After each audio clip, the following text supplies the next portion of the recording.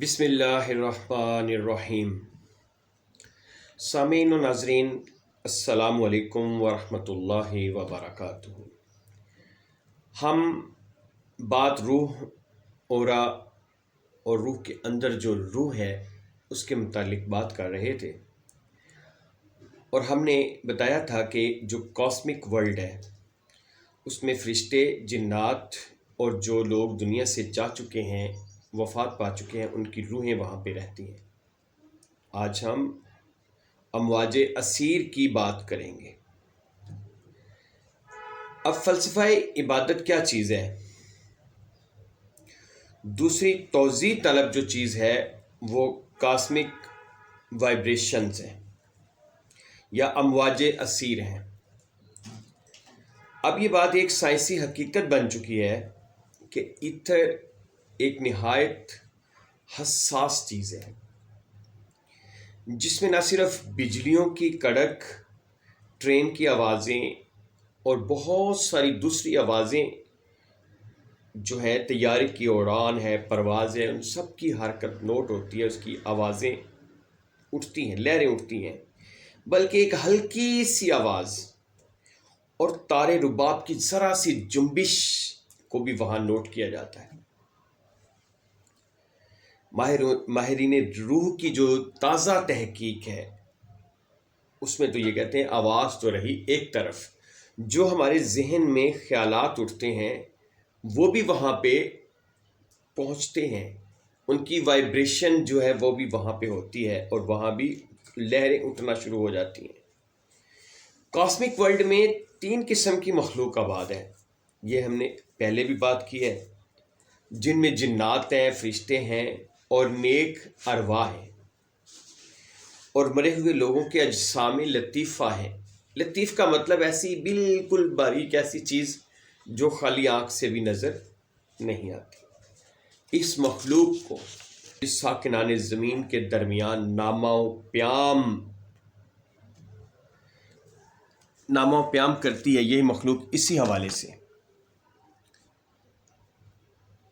اور جو بھی ہم دعا کرتے ہیں اللہ تعالیٰ کے حضور، جو ہماری دعائیں سنی جاتی ہیں، وہ ساری اسی ورلڈ میں، کاسمک ورلڈ میں، اور وہ جو قوتیں ہیں کائنات کی، وہ متحرک ہو جاتی ہیں۔ ہمارے الفاظ جیسے ہی دعا کی صورت میں نکلتے ہیں، وہ قوتیں یکدم ان میں ارتعاش پیدا ہوتا ہے اور وہ متحرک ہو جاتی ہیں لوگوں کی امداد کرنے کے لیے، یا جو آپ کے آگے بہت ساری رکاوٹیں ہیں ان کو وہ ہٹا دیتی ہیں، دور کر دیتی ہیں۔ تو اس طرح بہت سی چیزیں ہوتی ہیں، اور جب جو مصیبت میں مبتلا جو انسان ہوتا ہے، جب وہ نیاز و گداز میں ڈوب کر دعا کرتا ہے اللہ تعالیٰ کی حضور، تو اس کا پھر کیا عالم ہوتا ہے، اور پھر ہمارے اندرونی جذبات کی جو قوت ہے، جو ایموشنل انرجی ہے، وہ پھر کاسمک ورلڈ میں زبردست ارتعاش پیدا کرتی ہے۔ اور جب یہ لہریں دوسری فیض رساں طاقتور لہروں کے ساتھ ٹکراتی ہیں تو انہیں بے چین کر دیتی ہیں۔ وہ یا تو خود ہماری امداد کے لیے آگے بڑھتے ہیں، یا پھر جو بہت ساری رکاوٹیں آگے ہماری ہوتی ہیں ان کو وہ دور کرنے کی کوشش کرتے ہیں، اور دور ہو جاتی ہیں، اور خیال کی جو طاقت ہوتی ہے لہر کو چھوڑتی ہیں، جو ہمارے دماغ سے ٹکرا کر ایک تجویز کی شکل اختیار کر لیتی ہے، جس پر عمل پیرا ہونے سے ہماری جو تکلیف ہے وہ دور ہو جاتی ہے۔ دعا کے متعلق چند یورپی جو صوفی ہیں ان کے بھی کچھ اقوال ہم پڑھیں گے، لیکن اس سے پہلے ہم ایک بات کرتے ہیں کہ یاد رہے کہ جو امراض ہم پہ آتے ہیں، جو مصائب اور مشکلات آتی ہیں، یہ ہماری بدکاری اور ہمارے جو اعمال ہوتے ہیں ان کا نتیجہ ہوتا ہے۔ یہ ویسے نہیں آتے، ویسے خواہ ہم پر مصیبت آ گئی، ایسی چیز نہیں ہے۔ یہ ہمارے اعمال کا نتیجہ ہے، جن سے چھٹکارا صرف اسی صورت میں ممکن ہے کہ ہم اس گناہ کو ترک کر دیں اور اپنے جو مالک حقیقی ہے اس کے آگے اپنا سر تسلیم خم کر دیں، تو اس کے بعد پھر مخفی آوازوں کو آواز دیں، تو وہ پھر ہماری مدد کے لیے آگے بڑھتی ہیں۔ یہ طاقتیں اللہ کی اجازت کے بغیر، یاد رکھیں، حرکت میں نہیں آتی۔ اللہ کی اجازت ہوتی ہے تو یہ طاقتیں حرکت میں آتی ہیں۔ گناہ جو ہوتا ہے یہ اللہ سے بغاوت ہے، اور ایک باغی کو جب تک کہ وہ باغی ہے اللہ سے رحم کی امید نہیں رکھنی چاہیے۔ دعا کے متعلق جو لیڈ بیٹر کہتا ہے کہ دعا کیا ہے، اصل میں دعا کیا ہے، یہ کاسمک ورلڈ میں جو قوت ہے اس کے خزانوں میں سے ایک خزانہ ہے، اور دعا سے وہ خزانے کھل جاتے ہیں، اور یہ ایک زبردست ذہنی اور جذباتی جدوجہد ہے اس دنیا میں، جو ایک نظام کے تحت چل رہی ہے، پورا ایک نظام ہے اس کے تحت چل رہی ہے۔ ہر کوئی کوشش جو کرتا ہے اس کو اس کا کوئی نہ کوئی صلہ ہوتا ہے۔ یہاں نتائج اعمال سے یوں بندھے ہوئے ہیں کہ انہیں جدا کرنا ممکن نہیں ہے۔ یہی صوفی ایک اور مقام رکھتا ہے کہ گداز میں ڈوبی ہوئی ہر آواز کا جواب فوراً آتا ہے، اور اگر ایسا نہ ہو تو لوگ کائنات کو مردہ سمجھنے لگیں گے۔ دعا اور قبولیت ایک سکے کے دو رخ ہیں۔ قبولیت اسی طرح کا دوسرا رخ ہے جس طرح نتیجے کا۔ R.W. ٹرائن کا قول ہے، ہر خیال ایک لہر ہے جو دماغ سے نکلنے کے بعد موزوں صلہ لے کر پلٹتی ہے۔ قبولیت دعا کے لیے دو چیزوں کا ہونا ضروری ہے۔ نمبر 1، اگر تکلیف گناہ کا نتیجہ ہے تو اعتراف گناہ کا ہونا، اعتراف گناہ کرنا اور اس گناہ کو چھوڑنے کی توبہ کرنا۔ اور نمبر 2، نیاز، گداز اور اضطراب، کہ دعا انہی شہپروں سے عالم بالا کی طرف پرواز کرتی ہوئی، مسافتیں طے کرتی ہوئی آگے چلتی ہے۔ اگر آپ کو اس دنیا میں پتہ ہے کہ اگر موٹر سائیکل میں، گاڑی میں تیل نہ ہو تو وہ کیا آگے چلے گی؟ تو ہماری دعا کا جو پٹرول ہے، ایندھن ہے، وہ گداز ہے، وہ ہماری جو دل سے آہ نکلتی ہے، جو ہمارے آنسو ہیں، جو ہماری آہوزاری ہے، یہ ہماری دعا کا پیٹرول ہے۔ اگر دعا کے ساتھ گداز اور اضطراب شامل نہ ہو تو وہ اڑے گی کیسے؟ اللہ نے قرآن میں اسی دعا کے متعلق قبول کرنے کا وعدہ کیا ہے، جس کے تحت اس کے ساتھ اضطراب شامل۔ امن یجیب المضطر اذا دعا، ہمارے سوا وہ کون ہے جو بے قرار کی پکار کا جواب دے۔ کسی دانا کا قول ہے کہ کائنات کی طاقتوں کو مسخر کرنے کا طریقہ ایک ہی ہے کہ ان کے سامنے جھک جاؤ اور ان کے ہر اشارے کی تعمیل کرو۔ By yielding to nature we conquer it۔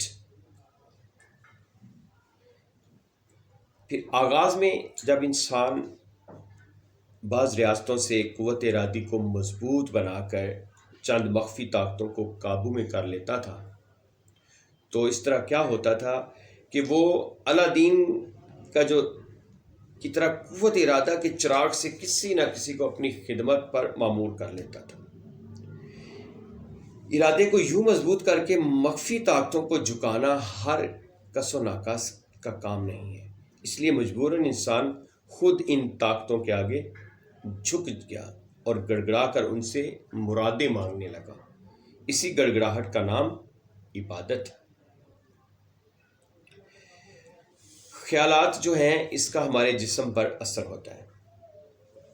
ہم عرض کر چکے ہیں کہ ہر لفظ جو ہے وہ توانائی کا ایک خزانہ ہے، یونٹ ہے، ایٹم ہے۔ ہمارا ہر جملہ جو ہے قوت کا ذخیرہ ہے، ہمارے منہ سے نکلتا ہے اور دوسروں کو متاثر کرتا ہے۔ ہماری داد ایک شاعر کے چہرے کو چمکا دیتی ہے، ہماری شاباش سے ایک طالب علم کا حوصلہ بلند ہو جاتا ہے۔ جب ہم ایک بیمار کے سرہانے بیٹھ کر چند کلمات تسکین کہتے ہیں تو اسے افاقہ محسوس ہوتا ہے، اور بعض اوقات ایک مریض یوں بول اٹھتا ہے، یار آپ کے آنے سے میری تکلیف کم ہو گئی ہے۔ دیکھیں، ہے نا الفاظ میں طاقت؟ یہ پاور آف ورڈز ہے۔ الفاظ خیالات کی تصویریں ہیں، اور خیالات وہ لہریں ہیں جو دماغ سے اٹھتی ہیں اور پھر دماغ سے اٹھنے کے بعد پھر یہ اپنا کام کرتی ہیں۔ اور دوسری بات ہے کہ ان لہروں کی دو اقسام ہیں، ایک وہ جو خوف، نا امید، بے ہمتی، غصہ، حسد، جلن، انتقام، بے چینی اور سراسیمگی سے مترتب ہوتی ہیں۔ تو جب کوئی آدمی خیانت یا چوری کرتا ہے، رشوت لیتا ہے یا ناو نوش میں پڑ جاتا ہے تو دماغ سے ایسی لہریں خارج کرتا ہے جو خوف اور بے چینی کو جنم دیتی ہیں۔ اور کتنے ہی ایسے امراض ہیں جو بے چینی سے پیدا ہوتے ہیں۔ بعض اوقات شدید بے چینی دیوانگی یا موت کی شکل بھی اختیار کر لیتی ہے۔ Mister R.W. ٹرائن نے ایک عورت کی کہانی درج کی ہے۔ وہ کہتے ہیں کہ کسی بات پر اسے اتنا غصہ آیا کہ اس کا جو دودھ تھا اس میں زہر بھر گیا اور اس دودھ کو پیتے ہی اس کا بچہ مر گیا۔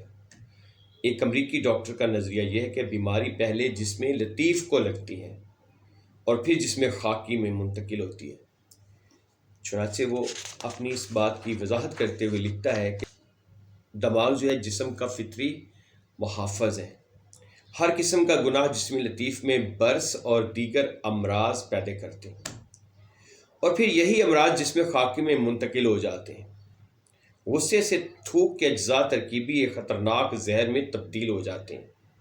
فوری اور شدید اشتعال سے نہ صرف دل کمزور ہو جاتا ہے بلکہ دیوانگی اور موت کا خطرہ بڑھ جاتا ہے۔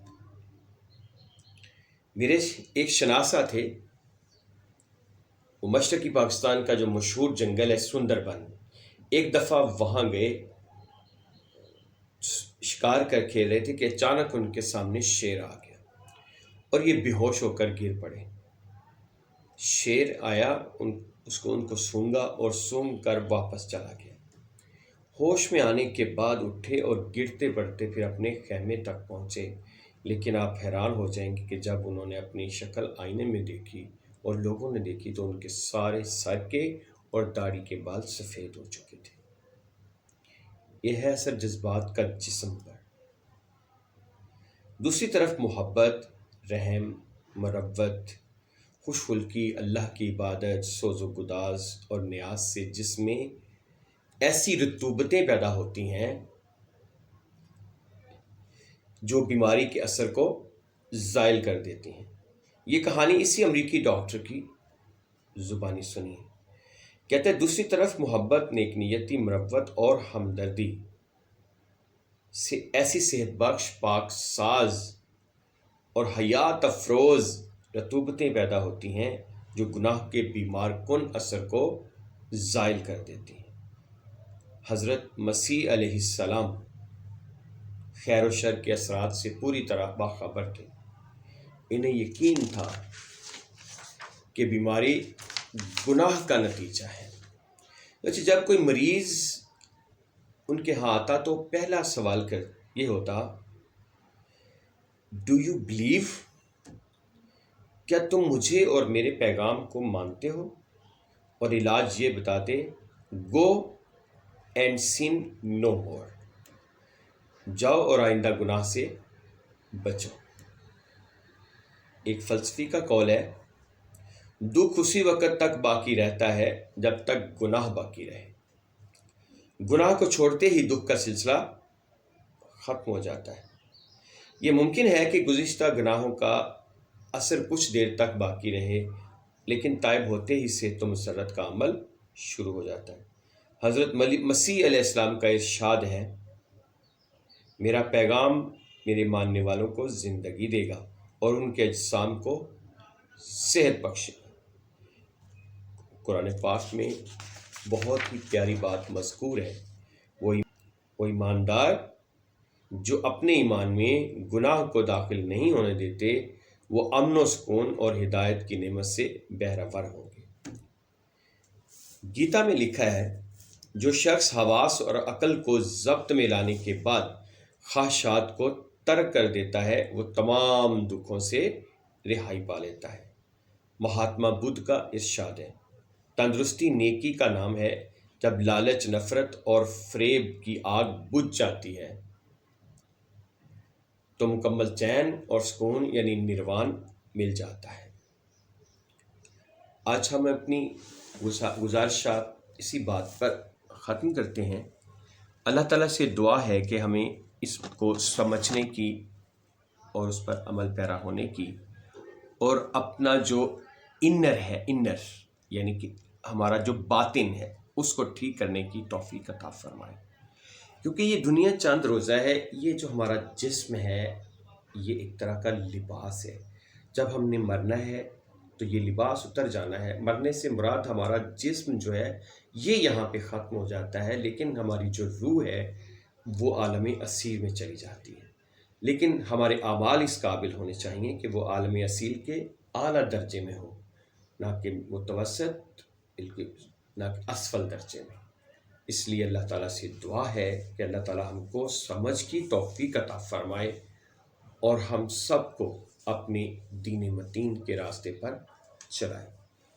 چینل کو سبسکرائب بھی کریں، اس ویڈیو کو آگے شیئر بھی کریں، اس پہ اپنے خیالات کا اظہار بھی فرمائیں، کمنٹس بھی۔ اگر کوئی بات وضاحت طلب ہو تو ہم آپ کی خدمت کے لیے پیش ہیں انشاءاللہ۔